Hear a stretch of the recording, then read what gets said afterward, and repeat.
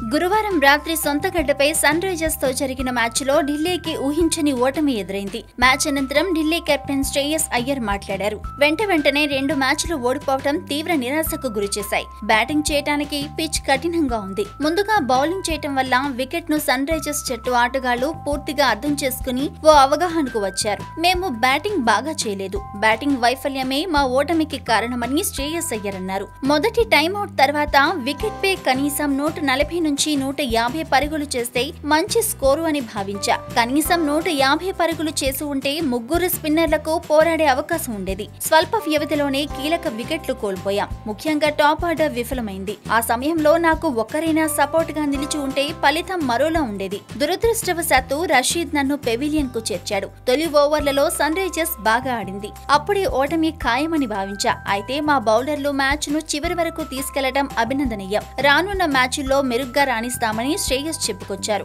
ఈ మ్యాచ్ లో టాస్ ఓడి తొలుత బ్యాటింగ్ కు దిగిన ఢిల్లీ క్యాపిటల్స్ నిర్ణీత 20 ఓవర్లలో 8 వికెట్ల నష్టానికి 129 పరుగుల సాధారణ స్కోర్ చేసింది. శ్రేయస్ అయ్యర్ 43 బంతుల్లో 41 పరుగులు చేసి 3 4లు 1 6 తో మాత్రమే రాణించాడు. సన్ రైజర్స్ బౌలర్లలో భువనేశ్వర్ కుమార్, నబీ, సిద్ధార్థ్ కౌల్ తలా 2 వికెట్లు తీశారు. లక్ష్య ఛేదనలో బెయిర్స్టో 48 పరుగులతో అదిరిపోయే ఆరంభాన్నిచ్చాడు. అయితే బెయిర్స్టో అవుట్ అయిన తర్వాత వార్నర్ 10 పరుగులు, విజయ్ శంకర్ 16, పాండే 10, హుడా 10 పరుగులతో నిరాశపరిచిన నబీ 17 పరుగులతో మ్యాచ్ను ముగించాడు. దీంతో హైదరాబాద్ జట్టు హ్యాట్రిక్ విజయాన్ని సొంతం చేసుకుంది.